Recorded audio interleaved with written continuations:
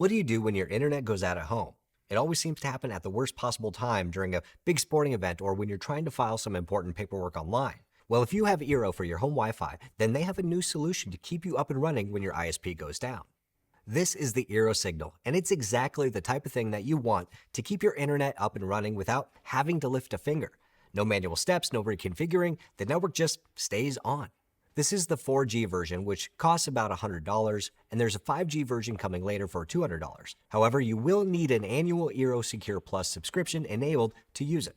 So in this video, let's go ahead and go through the process to get this set up and running on your Eero network, test it to see how long it takes, and see if it makes sense for you. Okay, the Eero Signal with 4G LTE is what I have here. It's an add-on device to your existing Eero network that will automatically kick in if your regular internet provider goes down. It's a relatively small device with a built-in SIM card that will automatically connect to the best carrier it sees in your area. It has a built-in Y cable because it will share power with whatever Eero you connect it to, and it comes with a 45-watt power adapter in the box.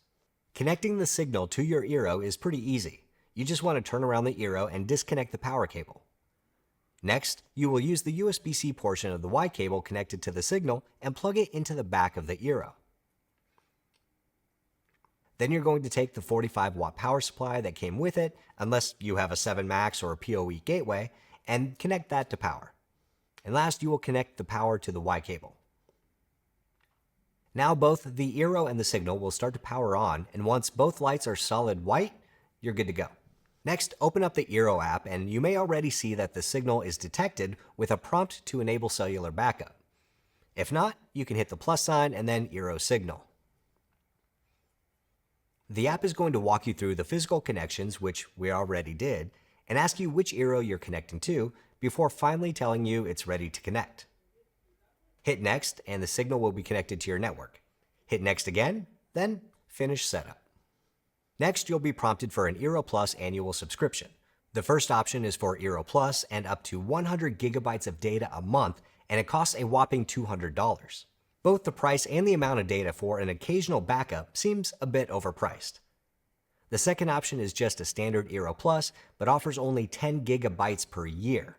So for me, if I'm going to have a backup internet, I want to be prepared without having to do anything when the internet goes down or worry much about how much data I'll be using. I'm sure I will probably never use more than 100 gigabytes of data a month, let alone a year for a backup, but this is all about the convenience of not having to worry about it. So I'm going to go ahead and sign up for the Eero Plus 100 plan and follow the prompts for payment. Now we should be all set. So from the home screen of the Eero app, we can scroll down to Security and Privacy and tap.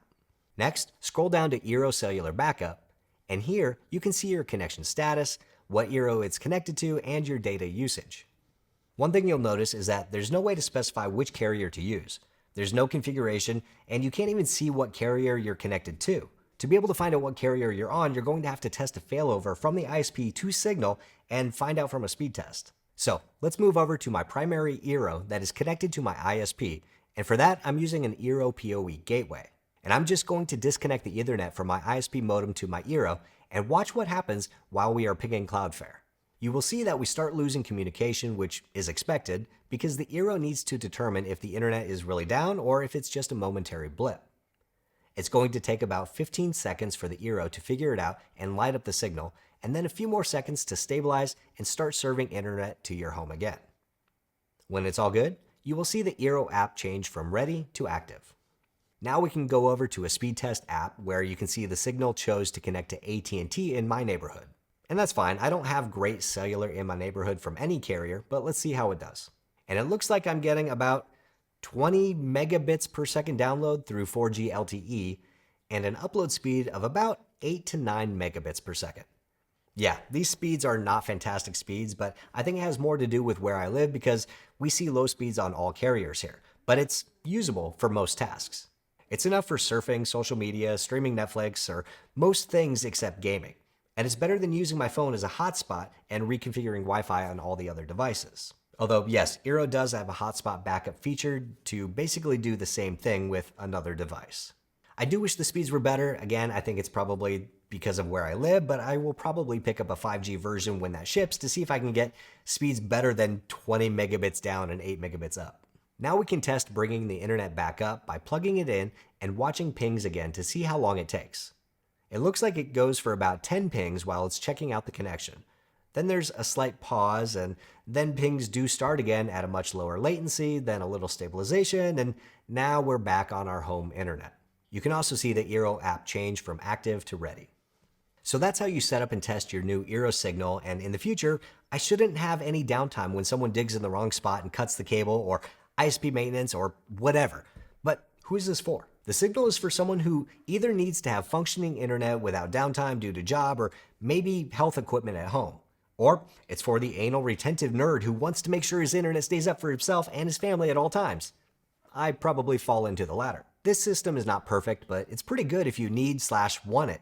But the pricing does kind of suck. If you're already paying for Eero Secure and use profiles, Secure DNS, or the other features, then you can get the 10 gigabyte per year for free after buying the Signal. But that isn't enough, and once you do a couple of speed tests, you're going to blow right through it. Or you can add $100 a year to your subscription for peace of mind and convenience to stay up and running in the final quarter of your favorite game or trying to win that eBay auction without worrying about a data limit in limited outages. If you don't currently have Eero Plus and don't want or need any of the other features, then maybe $200 a year isn't worth it, and tethering from your phone will suffice when needed.